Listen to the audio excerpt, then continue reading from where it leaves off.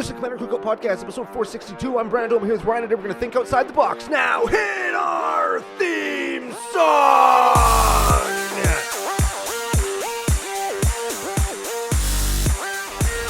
Hey, Ryan. We're back for yet another whirlwind adventure.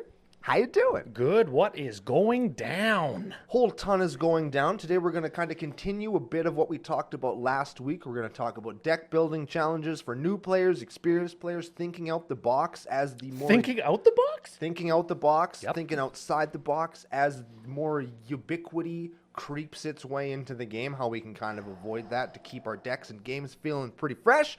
But before we get to any of that, we have to thank our official business daddies, FusionGamingOnline.com. They are your source for all your gaming needs, as well as Pile the Bones Brewing Co. They are the second coolest thing to come out of Regina and the official beer sponsor of CCO Sidewalk Slam Season 2, right here on YouTube. We are recording the season finale of Sidewalk Slam Season 2 right after this. We've got our pile of bones for drinking. We've got our friends coming over for beating. We've got a couple little gifts to give to them once, We've killed them. yes, very much so. And all of that is possible because of the wonderful support from Pile of Bones, business daddies at FusionGamingOnline.com. Special promo code CCO Summer still in effect for a little bit longer. If you want to get a discount on all the stuff you're going to buy anyways, head on over to Fusion. Important note, if you're heading over to Fusion, they do have a new website up.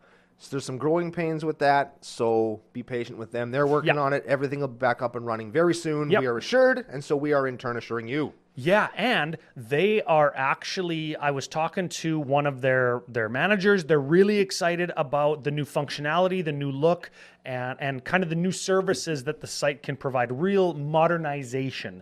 Yeah. So we're going to talk about that once we know and we've got the word that it is 100% up and functional, because I think it's going to be good, modernized, futuristic, and of course, providing you all of the best service and fastest shipping. Though I'm not sure that they can do that faster than they already do. Correct. Yeah. 3 days is usually how fast I get my orders. Mine's usually 4, which is weird.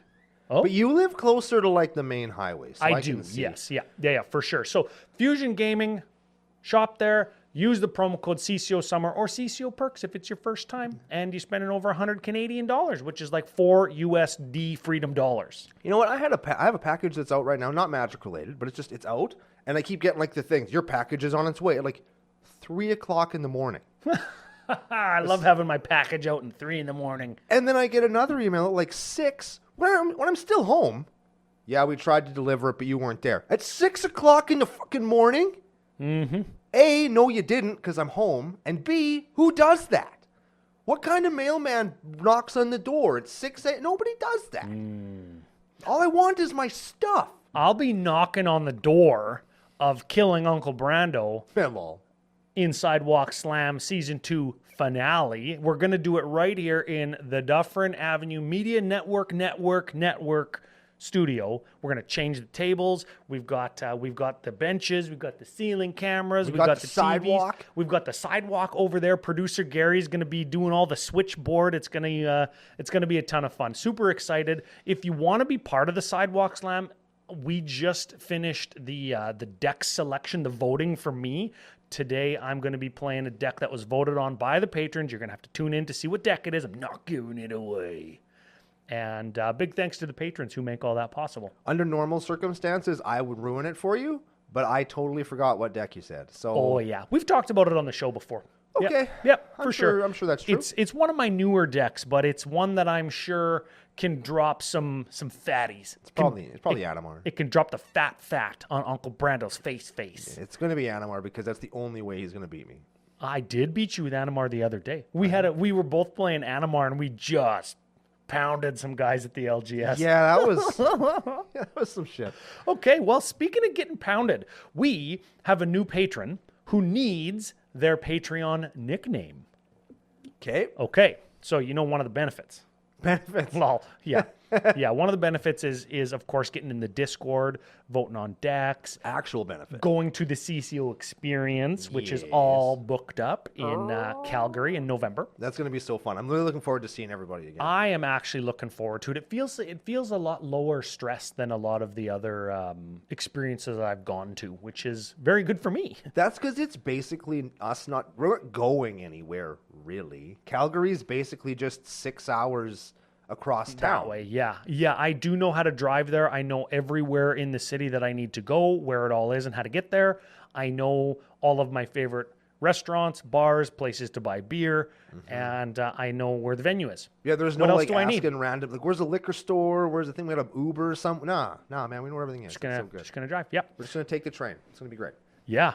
And I'm going to buy some new socks. Oh yeah. I'm really excited. A lot of my socks. I always give these guys a shout out, even though they don't ask for it. But Sock Rocket, so good. They buy Yeah. the best socks, and for every pair of socks you buy from them, they donate like 3 or 4 pairs to underprivileged children in Calgary And across homeless Canada. people. Yeah, so like it's great stuff, and the socks are really good. I'm wearing them literally right now. I buy the hockey socks for my son every time I go. And if you know, like your inner sock that's in your skate, this isn't a scathing review against Sock Rocket, but we go through lots of socks in my house, as you can imagine, playing hockey 5 times a frickin' week. So Yeah. I buy multiples of the hockey sock for my son. There you go. There it is. So all of that is to say, those are the Patreon benefits. Yes. And we have a new Patreon, a pseudonym, but a good one that I'm sure we could dirtify. Okay. CCO it up, if you will. Okay. Joppy. Joppy? Joppy? Like sloppy? Yes. Like sloppy? Or jalopy? Sloppy jalopy? Sloppy isn't that a magic card? No. Duh. If there's a magic card called Sloppy Jalopy, no, it needs to be oh, legendary so no. I can make that deck. Yes. No, it's a dodgy jalopy. Oh, It's a vehicle. yeah. I play it in my dinosaur and vehicle deck. Is it from the Riverdale Universes Beyond? No. 'Cause No, Archie but drove the Jalopy. We all got that. I right. did, and I certainly don't want that to be a frickin' thing. No? No. I don't know, man. Like the Riverdale series near the end, they had superpowers and traveled through time. Like it's basically Doctor Who except with superpowers. Oh, I didn't want to know that, and Yeah. I'm not happy that I did. Like Archie's Wolverine and Betty can like I read was minds. And I was shit. thinking of like the Archie cartoon. Got the same color hair as Archie. I was bullied in high school and in elementary school and in preschool for being man, for having red hair. Yeah, it's a bro. thing. Archie Kids are mean. Archie could get it. What were you fucking? I don't know. Maybe they never read Archie before. But man, how do they know who he? Even on the cover of every Archie comic is Archie fucking getting it. Yeah. Like that guy smashed more ass than anybody in comic book history, and he's like 14. Yeah, I didn't. Maybe that's why I got bullied. Like that guy just demolished chicks all the time. Yep. Which isn't what it's all about, but it's not something you should probably get bullied for. No. Also got called Tintin quite a bit. That one makes more sense. That one makes more sense, especially the 2010 Tintin, digitally animated remake. Yeah, because he was always kind of like a little, like a, yeah. Well, he's a detective and looked like me. Well, he's a shitty detective, though. He's not very good. Oh, yeah. Nah, I, didn't think I he was never very saw the good. 2010 remake, but I watched the shit out of Tintin, the cartoon, like Oh, in yeah, the me too. 90s. Yeah, that yeah, was a good show. I like the Yeah. Captain Haddock, Oh, which is so a fish. funny. And for some reason, he always got into antics and trouble when he's brushing his teeth. It's like, what? This guy has like a traumatic experience every time he's brushing his teeth. That's the only thing I remember about that one from when I was a child. You probably remember more because you were a grown man in the 90s. That's right. In the 1890s.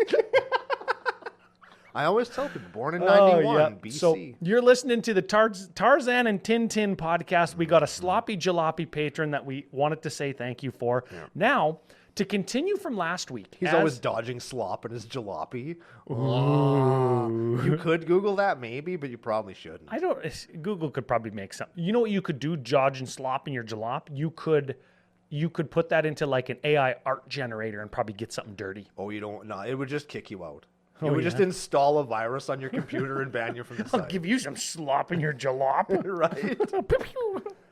Okay, continuation from last week. We polled the patrons and said, what kind of stuff do you want more of? Do you want more deck text, janky or competitive, etc.? Do you want more topics? Do you want something else? And a lot of people picked janky deck techs, which we are want to do every once in a while, if you know what we're saying. Yeah. And more topics about generally the goings on of Magic and product and the cultural stuff that I like to talk about so much.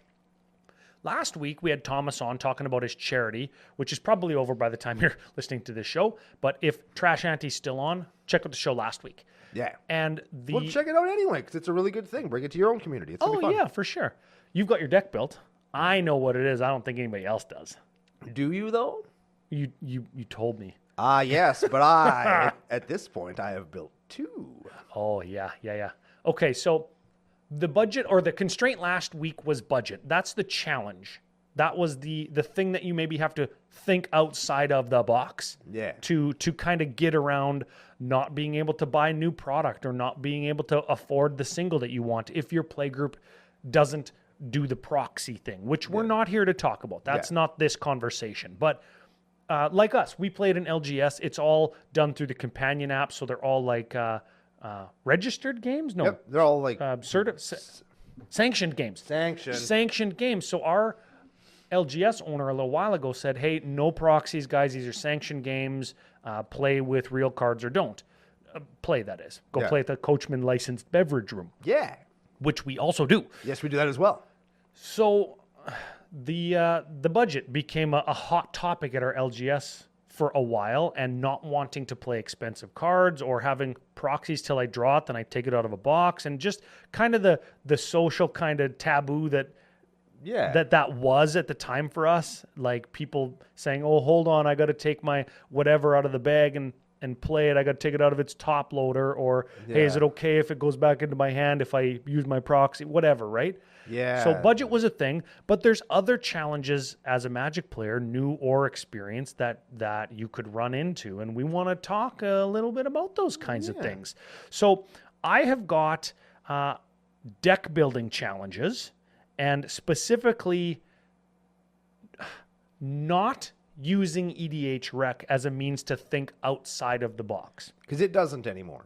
It doesn't. No, EDH Rec is a conglomerate, or it scrapes all the websites that it does for the most common things in each deck. It's a fantastic resource, but if you build from it exclusively, your deck is going to probably start to feel like everybody else. And we used to talk about this all the time in the early days of Commander Cookout, where Yes, it's like the milk list. There's the Zata deck, Yes. right? There's the whatever deck, and now because of like EDH Rec is so prolific, I would say that a lot of decks now, like it's getting hard to find not this deck, right? Yeah.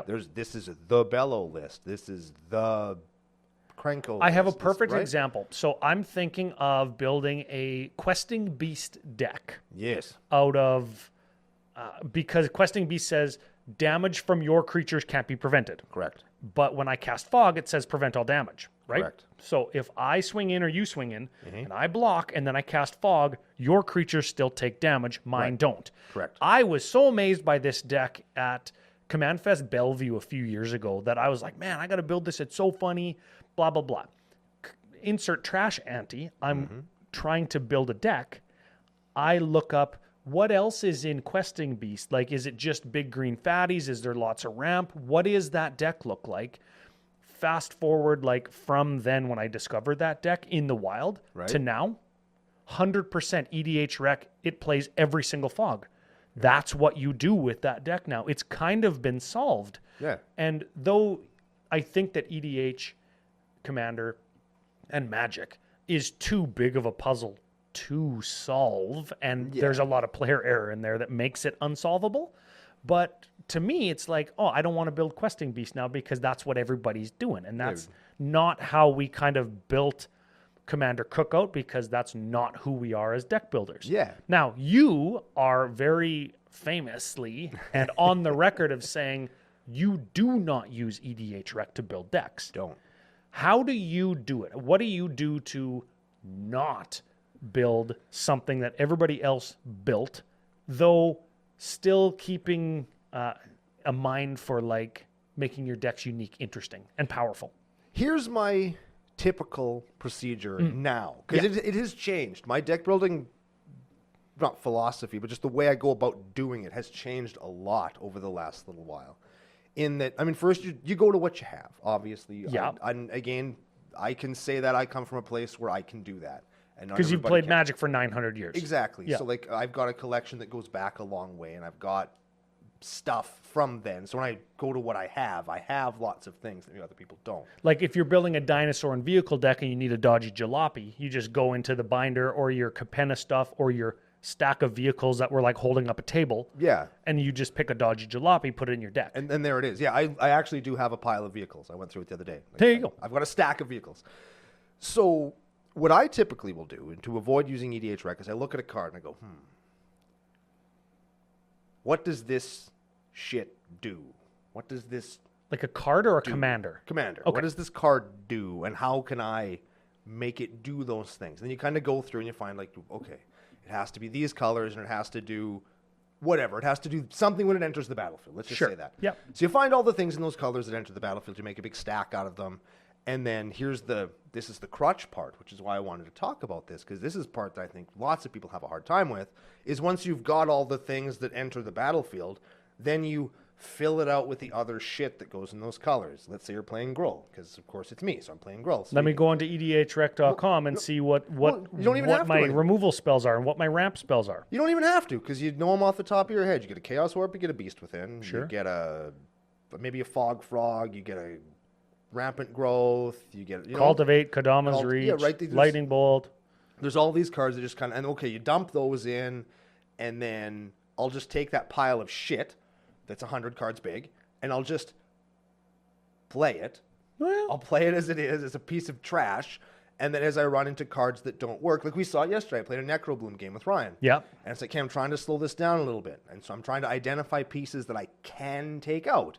Oh, yes. Oh, Great alive. Okay, let's remember this example because let's Yeah. go back to this when we talk about tuning a deck, whether you want to make it more or less powerful. Yeah, because so we identified a card. Okay, this has to go because it's in the pile, but it makes the deck be way up here when it could be down when I want it in the middle somewhere. Yes, or the opposite, like what would normally be the circumstance.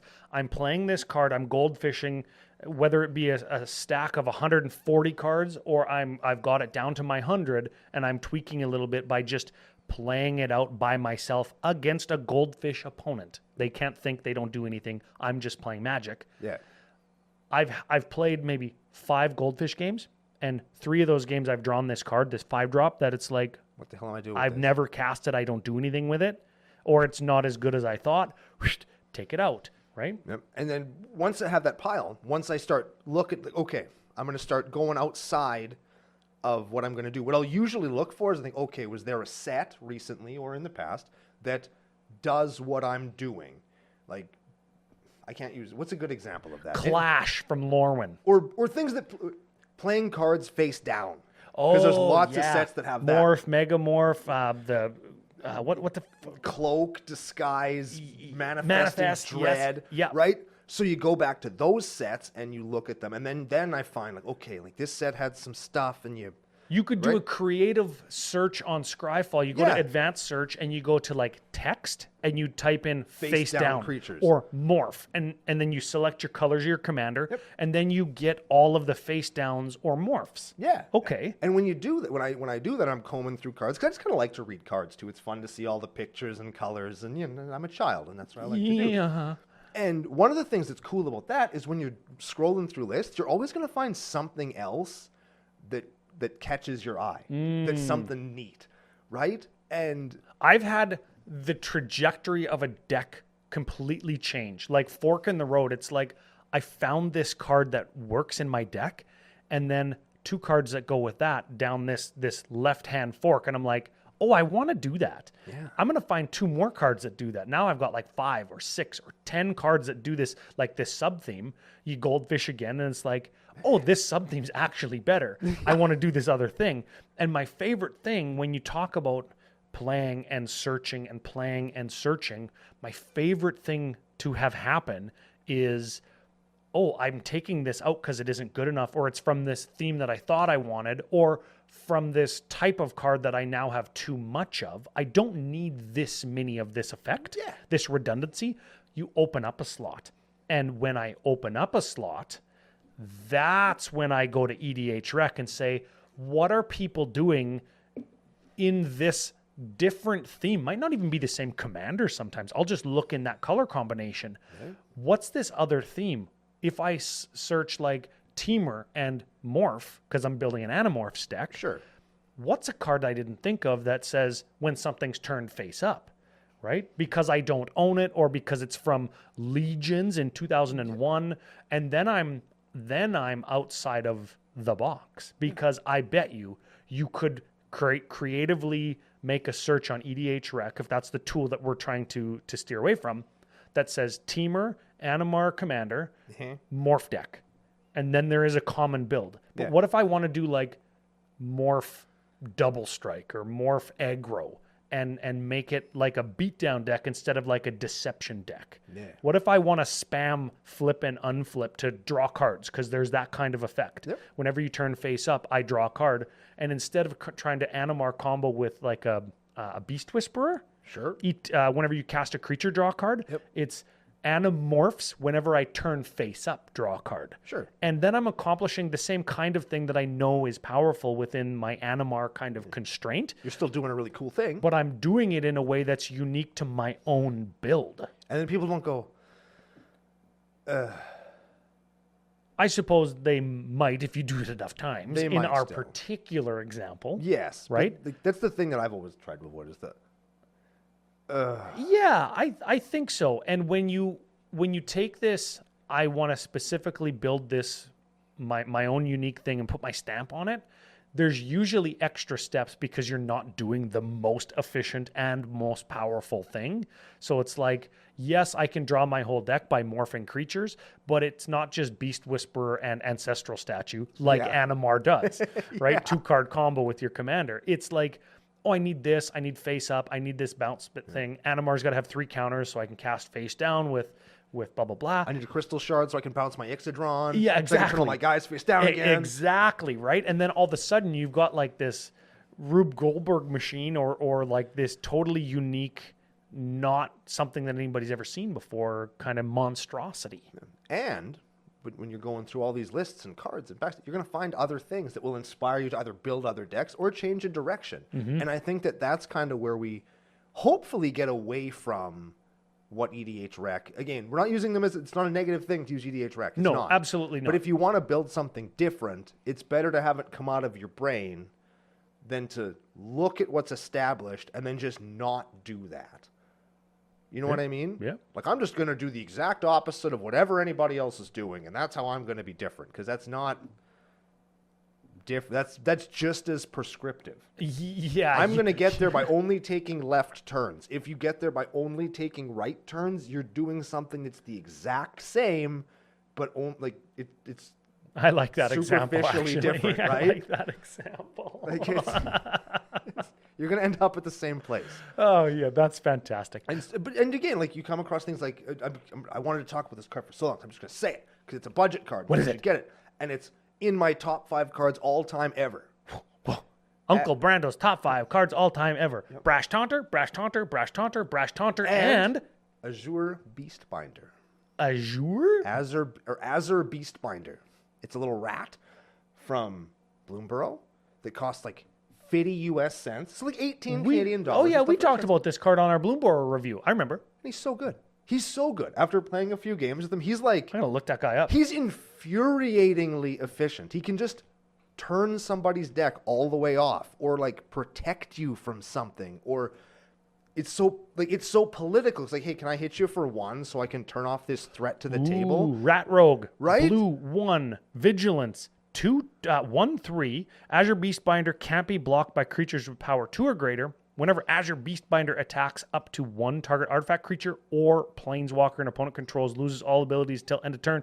That creature also has base power 2/2. Until your next turn. Ooh. That's why it's good. Because it's like, oh, in my example most recently, nice Kresh deck, bro. Oof. I'm going to attack you, who has nothing smaller than 2 for 1 damage, and I'm going to turn your Kresh into a 2/2, thereby turning your whole deck off. Yep.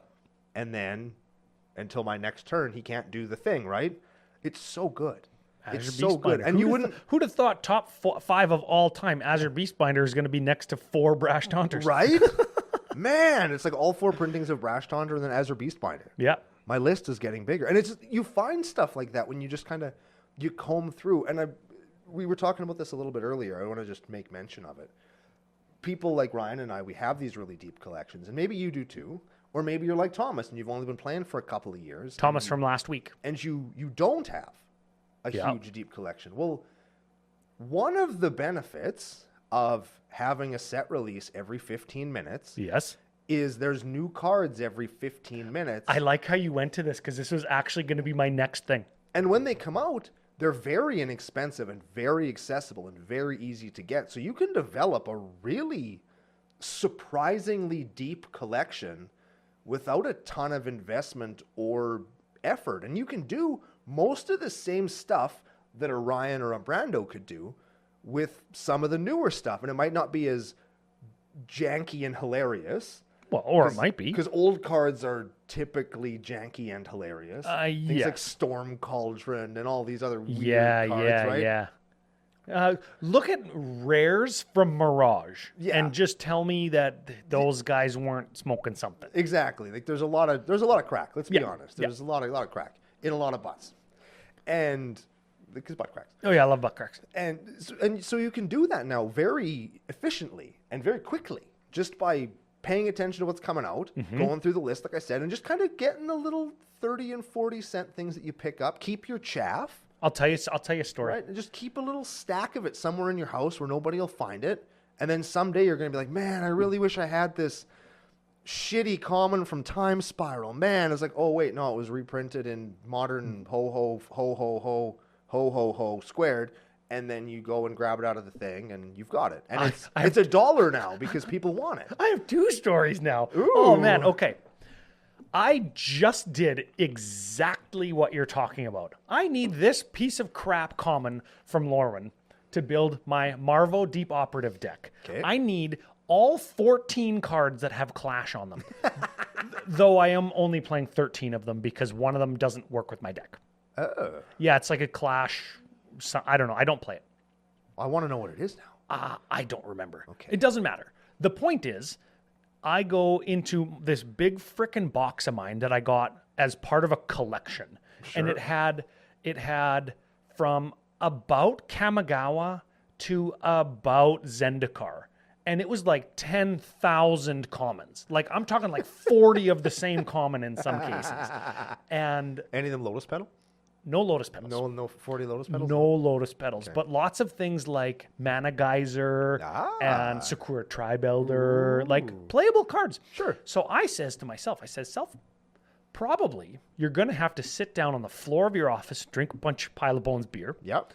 And go through 10,000 frickin' Magic cards to find 13 unique ones.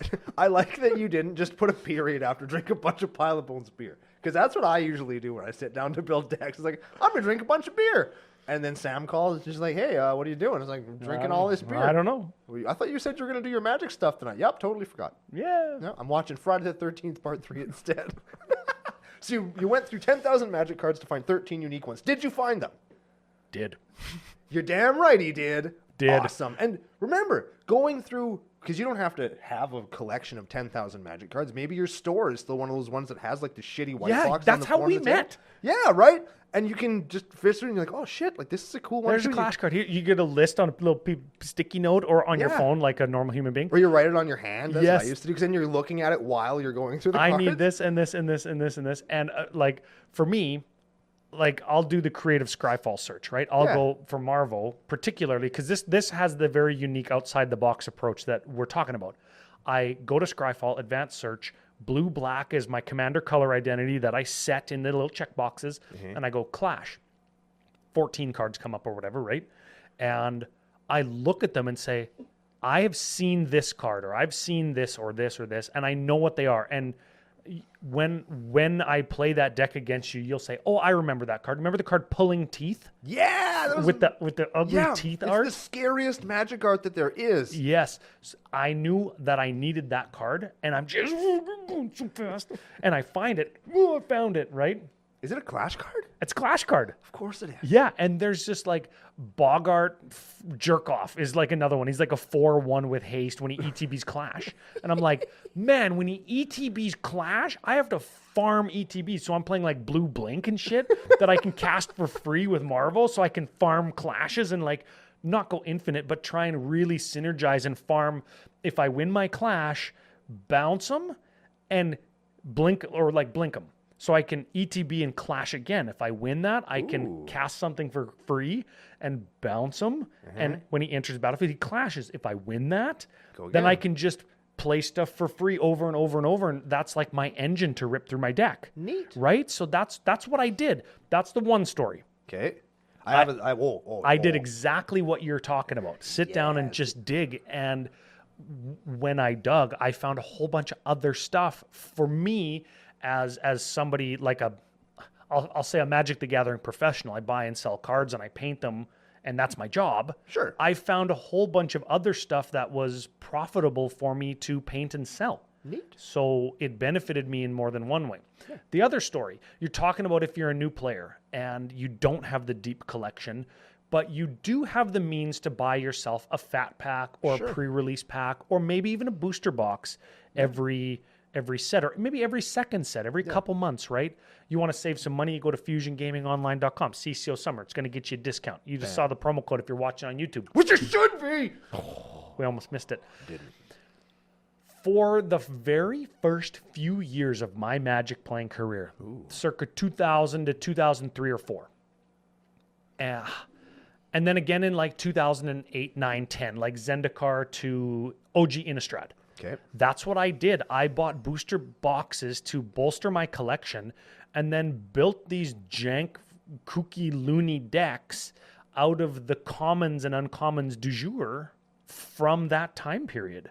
And I said, I'm going to build a wizard deck when Onslaught came out, because Wizards was one of the creature types that set cared about. And there was all of the morph wizards. Right. Wizards was a prolific creature type in 7th and 8th edition with Apprentice Wizard and Daring Apprentice. Daring Apprentice and Odyssey block had a lot of wizards. Right.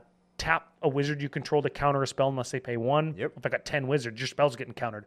Morph wizards like Willbender and Void Mage turns face up, counter your guy. Void Mage Prodigy? Void Mage Apprentice. Apprentice. Yeah, turns face up, counter your spell.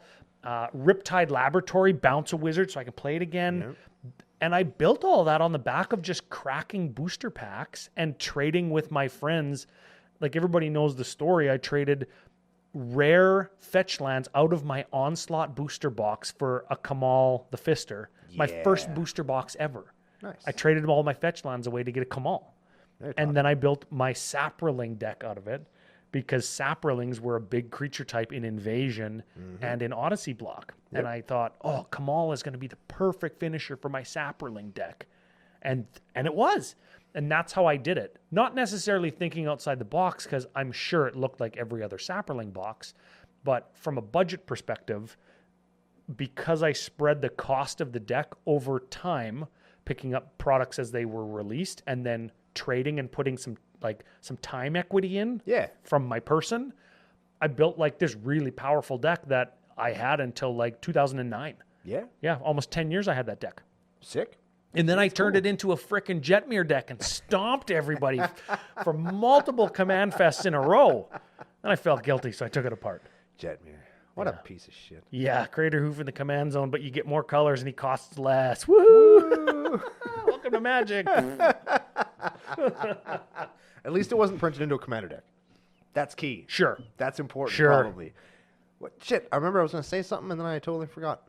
Damn it. That was really important, too. Well, I got our next way to think outside the box. No, I got it. Oh, you got it. I got it. I'm sorry. Okay, you were talking about blink and bounce. Bounce. You're doing the clash thing. BBs. I love BBs. And here's how you're doing it. You're blinking, you're clashing. You're blinking, you're bouncing, you're doing all the stuff. Yep.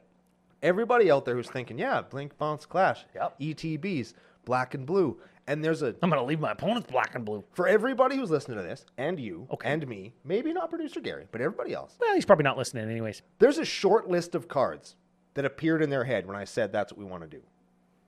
That's the kind of thing... Like there's the Thassa that bounces something at the end of your turn. Yep. There's Crystal Shard. Yep. There's Teleportation Circle. That's Yep. a white one. But you know what I mean. Ghostly Flicker. Ghostly Flicker. There you There's go. one. That's the one I play. There's so many of those cards that are just like, this is what you do if you want to do this. I think there's a Clash bounce spell, actually. But there's like a set bunch of removal. We talked about that when I said how I build decks, right? Like Yep. if you're building white, you have Swords, you have Path, you have Wrath. Just because you have Generous Gift, right? Mm-hmm. Do you think thinking outside the box includes limiting those as well? Ooh. Because like when you pick a color these days, and I hate to say this because I don't want to lump everybody into a box, especially here in the nation because we don't fit into no boxes. No. Where Hate boxes. there's like you pick your colors and you almost automatically have, let's call it 10 cards that are just in your deck already because you picked the colors. You know what I mean? Yeah. And I feel so shitty doing. That's why lots of my decks don't necessarily run the most removal or interaction.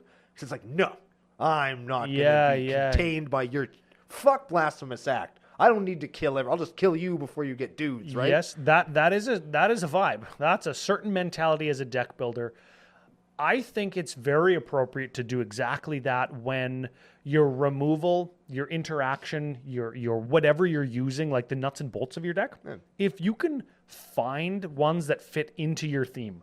Like I've got a Clash counter spell, I've got a Clash kill spell, I've got a Clash bounce spell. Excellent. Those are my interaction that also thematically or mechanically, not thematically, but mechanically tie to my commander's ability. So am I going to run counter spell the card? No, because I've got blue 1 counter target spell Clash. Yeah. That isn't as good as counter spell. No. But in my deck, when I can drop like a freaking Consecrated Sphinx after I Clash, maybe it's better. There you go. And it's mechanically more sound in the deck, connects things together, right? And a connected, well-oiled machine is better than just a machine that like putting frickin' race gas in your lawnmower. Yeah. And it's more right? fun to kind of, I don't know, like we have a show that we do it.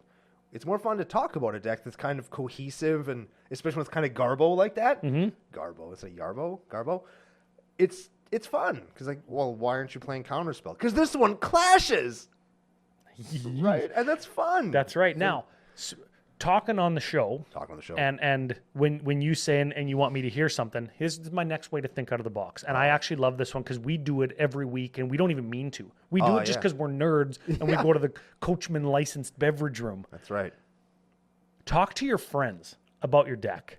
Yeah. Don't talk about your deck, but talk about decks. Talk about building. So when I say I've got, again, we've kind of latched onto Marvo Deep Operative. He's a 1/8 for black, blue, 3. 1/8. Yeah, because he's an octopus. When he attacks you, clash with an opponent. Sure. And if you win the clash, you can cast an 8-drop or less for free. There you go. Okay, cool. What are my 8-drops or less going to be? What would you want them to be? And like, I want sea monsters. I want powerful spells. I want to put every clash thing in there. What kinds of things do I want to avoid? Like, what are the non-bows if I spend no mana to cast or whatever, right? Yeah. And when I ask you, like, what would you want to cast in blue and black for free that costs 8 or less mana? Rexseal the Risen Deep. Rexseal the Risen Deep. First thing and Leviathan also. I want to see Leviathan. I think it costs 10. Yeah, doesn't it? It costs too many. Yeah, blue 6. Sack 2 it comes into play tapped. Sack 2 islands to untap it. Yep. Sack 2 more islands to attack with it. Yeah, and that used to be a rare. Yeah, our friend Levi traded that card for 2 tropical islands. Yep. Is that the best trade ever made in Magic the Gathering? I think so. Probably. I think so. Probably it is. So yeah, Rexseal the Risen Deep is blue-black. He's a Kraken, so if I'm building like a sea monster, Dimir sea monster deck, which is what I would do if I was building. He fits in, and I sort of built a sea monster thing, but it's only because sea monsters and demons are the 2 kind of highest echelon of creature type in those colors. So I want to build like this aggro beatdown deck that isn't typical of your Dimir deck, right? And if it was just me, maybe I would do some other thing. Like I would try and combo. Maybe I would lean into playing all of the free spells because my commander does free spells. And then I'm casting Force of Will and I'm casting Fierce Guardianship, right? What's my theme? Oh, free stuff. Free stuff. Oh. Right? And that's not necessarily as fun to play with.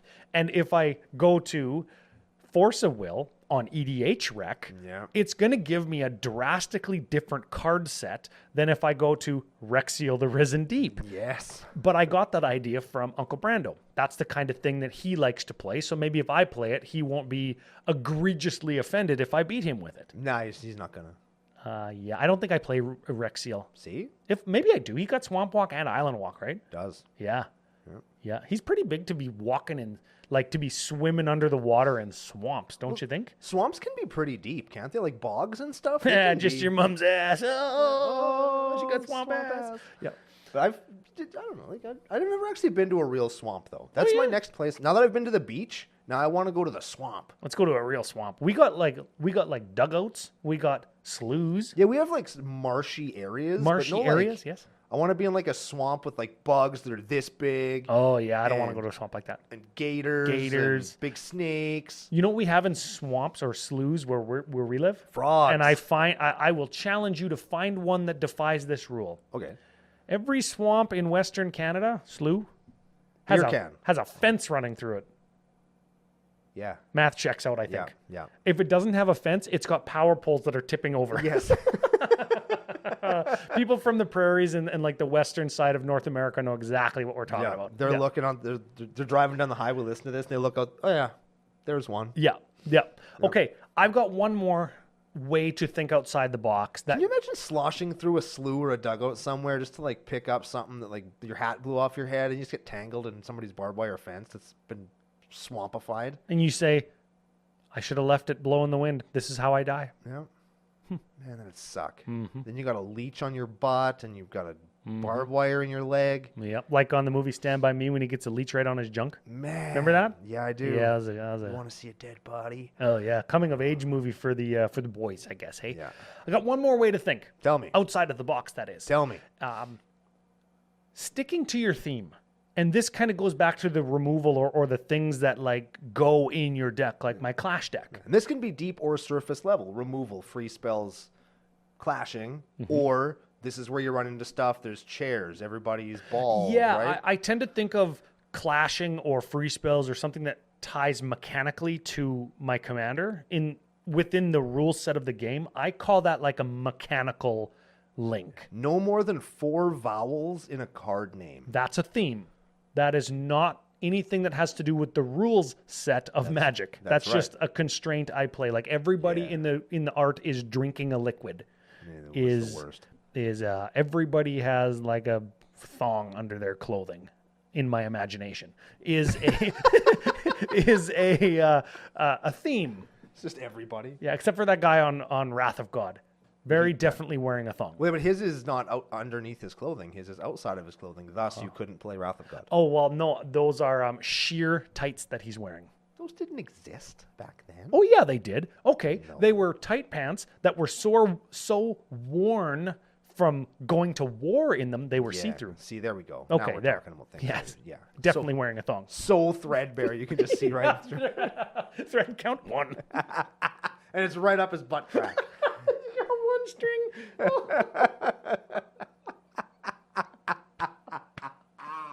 Oh, like the girl at the club that drops her drink. She got one string. Yeah. And that's all everybody looks at when she bends over. And it's like, oh, you put that away. Yep. Oh, yikes. Yep. Just me? Just you. Just me. Okay. Last time I went to the club, I frickin' cut my lip on a glass that was broken. I got a free drink. Yeah, blood everywhere. Oh, no.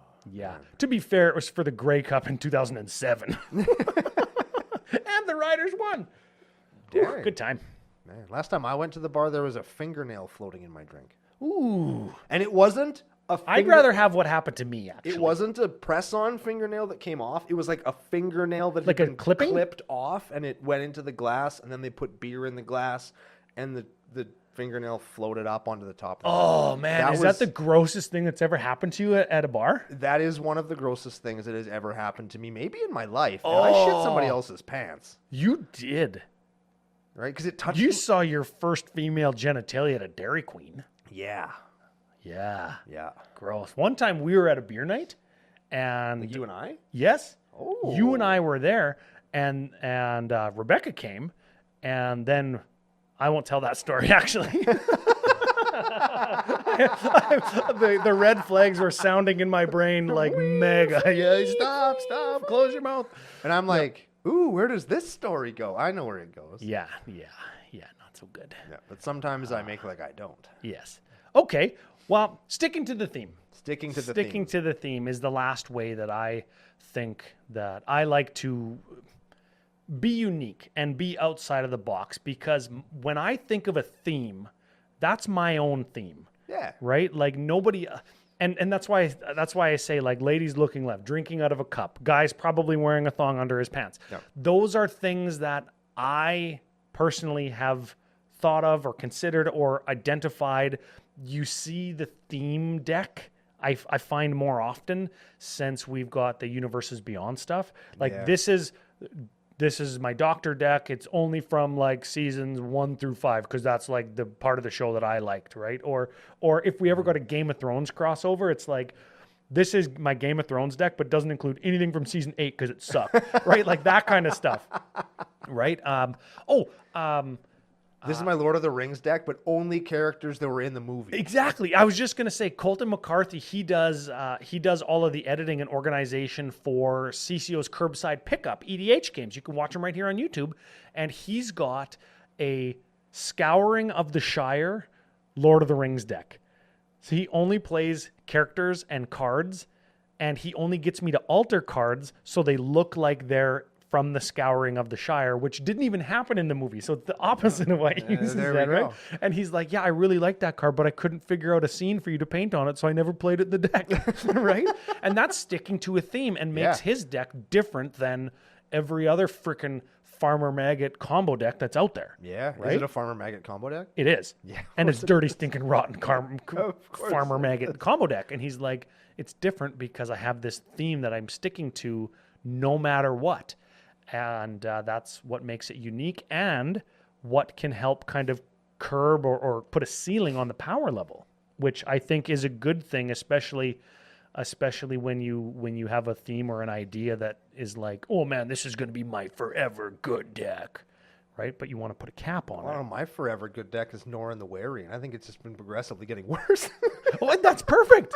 That's perfect because the theme is everything that doesn't look like a Magic card, and you're sticking to it. Hell yeah. Your Necrobloom deck. Yep. You want to play it because your favorite mechanic is Dredge. Right. And you want to play Dredge in EDH because for 15 years it was bad. Yeah. Now it's got its own commander. But I can't play it in every casual game because I draw one freaking card that combos with my commander and I win the game, and that doesn't feel socially fun. It's very oops. And it happened with, like, we were talking about Buried Alive. You just searched for 3 combo pieces in your graveyard and won the game. Yeah, immediately. I was like, oh, are you tapped out? Yep. Okay. Win. Buried Alive. Win. You guys can play out the rest of the game, and I'll sit out. What was it? I searched for 2 things that go into my graveyard, Walkie Bee and something, and I'm going to play this Necrotic Ooze that's in my hand, and I'm going to win. Yeah. So maybe you cut the Buried Alive because that's the tutor. Yep. And you can put yourself at risk of graveyard removal by dredging your whole strategy into your graveyard. And if you natively find your Necrotic Ooze and can reanimate it, and the other 2 combo pieces are in there, I think that's fine because you're using your whole deck to try and do the thing. Yeah. Like, I don't feel bad that I reanimate a 9-card combo out of my graveyard. No, absolutely. You know what I mean? Like, not. that's pretty good. Yeah. Like, yes, I can draw my combo faster than you can, but like, it still takes a lot of time, and you can see me doing it, and like remove my graveyard. You can kill my commander, right? So a really well placed piece of graveyard hate can get me. Like, it's.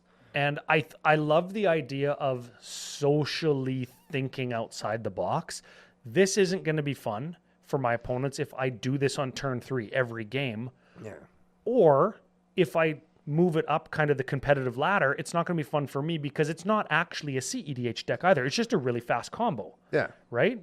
So what do I have to do to either make it more powerful so it is a CEDH deck, or make it less powerful so I can play it socially with my friends casually? Yeah. And that's what I'm looking for currently. I'm doing that physically, like, all the time. I'm sitting, I'm looking. It's in my bag right over there. Maybe I'll get the guys to look over it. I don't know. Yeah. Which leads back to talking about your Talking to the decks with buds. your friends. Because Yeah. maybe they've thought of something that I haven't, or they know a card that I forgot, or maybe they know a card that I've never seen before, because those exist. And you talk to your friends, you take the Buried Alive out, Yep. and it frees up a slot, and then maybe you go to EDH Rec and say, what else is here that would either facilitate what I'm doing, or maybe there's a piece of removal that I actually should be running because you're famous for not running a lot of removal. Maybe there's a removal spell that says Dredge on it that you forgot, and you find that on EDH Rec. You know what I probably should play in there that I'm thinking about it? Ray of Revelation. Kills an enchantment out of the graveyard. So you get around like maybe a Rest in Peace. Or a, Do you have a Dark Blast? yes. Oh, Because yeah. it says Dredge 3 on it. It says Dredge 3 on it. Target creature gets -1/-1, 1 black. Instant speed, right? Good card. More importantly, Dredge 3. Dredge 3.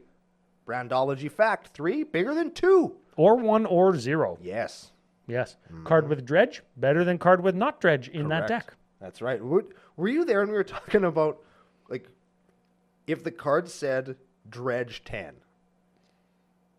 No, this was my question to you from years ago. We were talking about the other day again, like, if it said Dredge 10 on it, like, how, like, would it ever see the light of day? Like, would it just be banned immediately? Dredge 10, you go to 1 life.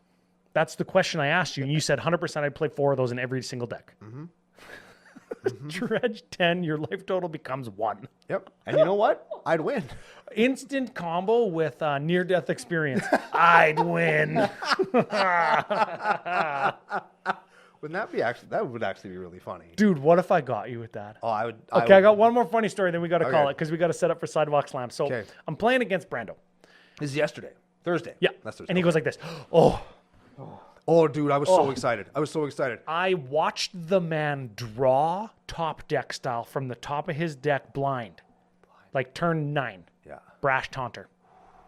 Played it for 1 red. And set then he fights his own guy and tens one of our opponents, kills him. And I go, man, okay, do I win the game? And it's almost time to go to the Coachman licensed beverage. Yeah, we're right near we got like 2 more turns, maybe. Do I combo now because I had 2 tutors in my hand? Or do I sandbag and hope we don't run out of time and hope that Brando comes at me with the Brash Taunter for like 30? Because you had some big guys. Yeah, I did. And you were going to fight. Yep. Because I had a deflecting swat in my hand. And I was going to deflecting swat. Then you would have fought your own Brash Taunter and you would have died. And it would have been so fantastic. I'm still waiting for the day. And you know what I call it? That. Vengeance. For not giving me a dark misprinted Griffin Canyon. I don't know. I still think that I won the exchange because Brash Taunter still killed somebody in your example, whereas Yes. I have all the Dark Misprint Visions, Griffin Canyons in my example. Yes. But Yes. So I think that would have been very funny, actually. I would have got a kick out of that, but I also appreciate the not sandbagging the win. Yeah. So we can just go grab a beer. yeah, very much so. And beer we did grab. If you want to grab beer, you go to Pile of Bones. If you got to be in Western Canada because that's where they distribute. But if you wanted to grab some Magic cards, where would you go? I would go to FusionGamingOnline.com, check out the new website, dealing again with the growing pains, but it's all going to come up in a couple of days. Probably by now, everything will be running smooth as a baby's butt cheek. You can use CCO Summer, save yourself 5% off all the stuff that you were going to buy anyway, and let Business Daddy know that Business Baby's doing a good job, which I think we are. I think so. Yes. We are going to go do our best job on, look at, there it is, CCO Sidewalk Slam Season 2 finale, Oh, baby. where we are going to have a couple guests on. We're going to slam. It's going to be a ton of fun. If you want to get in on the action, pick decks, get the show early if Tyler can get it finished in time, because I got to send it to him in time. Yep. And generally just be part of the CCO community in the Discord. Get into the curbside pickup VEDH games with Colton that I mentioned. Patreon.com/CCO podcast. Last way to support the show, CommanderCookout.com. There's donate button. If you want to donate a beer to the boys or anybody at the CCO experience, we do get some beer donations, and I always like to mention that they're from this person or that person or this person, so everybody knows that they're appreciated at the experience. You can do that on CommanderCookout.com, coffee.com, or check out the store at CommanderCookout.com. All the links, of course, in the show notes wherever you find the show. Yeah, what's below the show notes? the comments. Let us know what you'd like us to do on the next episode of Commander Cookout. We got some decks coming in. We could take a look at that. Yep. We could talk more Marvel stuff, or we could talk more current events in Magic, and we're not going to know. Mind Skinner. Oh, Mind Skinner and Bruvac beats. We could do that too. We could actually. That might be actually kind of fun. That might be leading into what we're going to do. That's probably what we're going to do. We do have a Mind Skinner deck. So tune into that next week on a very exciting episode of Commander Cookout Podcast. Hit our theme song!